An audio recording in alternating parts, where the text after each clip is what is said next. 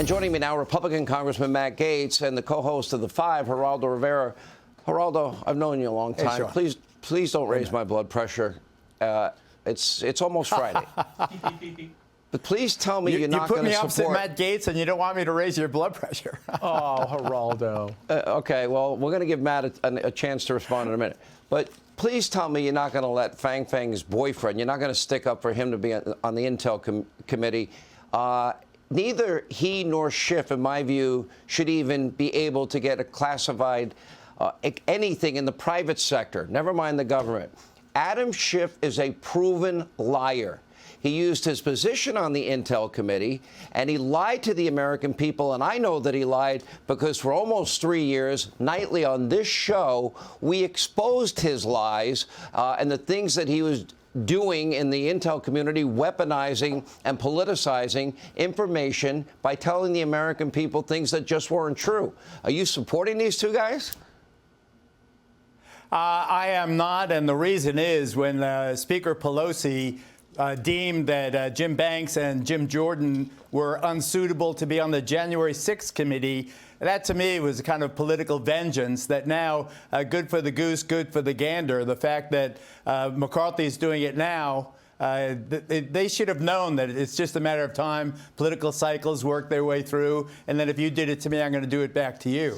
What I am absolutely outraged by, though, is how this new Congress is just the reflection of the last Congress. It's a do-nothing Congress. What in the world are they there for? Matt Gaetz, why are you pursuing Adam Schiff and passing legislation to get him, barred from intelligence? Why don't you go after paycheck protection fraud and some of those other meaningful things for the American people, things they care about, their pocketbook. They care about their safety.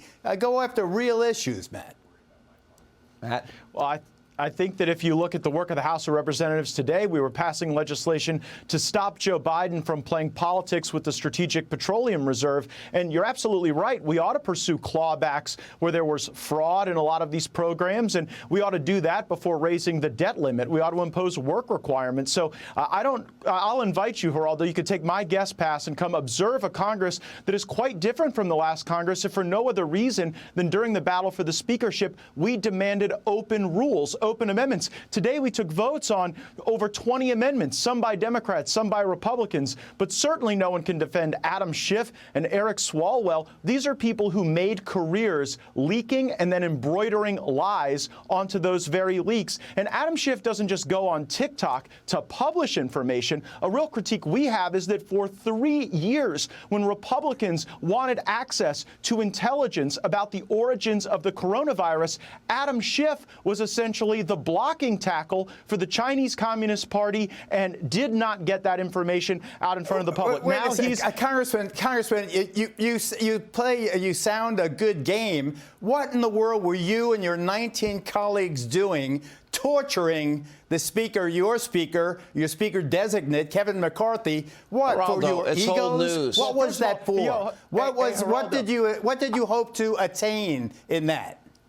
So, first of all, I got some constituents in the military that could talk to you about real torture. I don't think sitting through 15 votes quite qualifies, but here's what we were fighting for. We believe that instead of having omnibus spending legislation that comes to us with only a few hours to consider thousands of pages and then vote on something that funds every agency of the government all at once, that we should take individual votes on appropriations bills. That's a concession we didn't have when voting began. It's one we earned by the time it ended. We also believe that when bills are considered, they should comport to a single subject, so I don't have to do what I've had to do in the past and vote on the farm bill at the same time you're voting on whether or not there's going to be war powers in Yemen. We also wanted open amendments, so Republicans or Democrats could offer germane adjustments to legislation, and everyone could take votes on these things. Members of Congress, speakers, they come and go, but when rules are established, they often can be enduring. Congressman, with your filibuster right now, you are portraying yourself to the American people as a thoughtful legislator.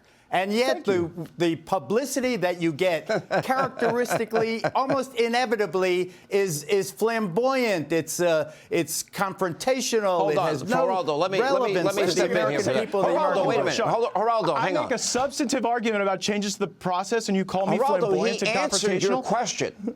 He answered your very specific question about what he was fighting for. My only argument, and Matt and I talked a lot in December. Matt, you can verify this is true. My only beef with everybody was I wanted everybody to be in full agreement by January 3rd. 4 days, it came, it went, and now everybody's on the same page. He gave you very specific arguments about what he was fighting for, how this Congress is different and better than the last one. Why are you attacking him personally? Well, I thought that's why you invited me, Sean. You wanted me to go nose to nose with your right-wing champion. I'm here. I showed Sean, up. I don't even Let's think he can go. defend himself. He doesn't need me. I don't know, Matt Sometimes Gaetz. I mean, good. I don't know you.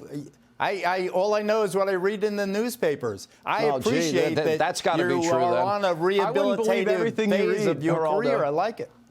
Well, I think that we'll have a better Congress me, moving I forward don't. because of these changes. Yeah, I All right, wouldn't last believe word, everything. Matt, you get the God last bless. word. God bless. Hey, I wish you the Matt, best. you get the last I wish you word. the best. Sometimes Matt, stagecraft for example, is statecraft. Will the Sometimes it's Republicans okay come to push these together? things tough. Will Republicans come together on the debt ceiling, and will they stand strong at 222? Because Biden is betting against that. That's why he says no negotiation. Well, if we pick the right fight, I was discouraged to see my colleague Don Bacon announce on Meet the Press that he believed that no cuts and entitlements could ever be acceptable to his wing of the Republican Party. I actually think we should have work requirements. If we imposed work requirements on SNAP and on Medicaid expansion for able-bodied adults, we would have the ability to save $1 trillion during the 10-year end of the day, will Republicans unite? 3 children. Will Republicans are you unite? going to have a I think a mother with 3 children a mother would actually with be 3 a great, children at home make her work? Yeah, and you know what? You can meet work requirements in a lot of these states by volunteering at nonprofits, by helping out at a local church, about Social even Security? job training, How job about training Social and those Security? things. Well, let's start How with about Social Medicaid. Security? All right, guys. When we gotta reform let this Medicaid, ride. I think. Hey, Sean Hannity here. Hey, click here to subscribe to Fox News YouTube page and catch our hottest interviews and most compelling analysis. You will not get it anywhere else.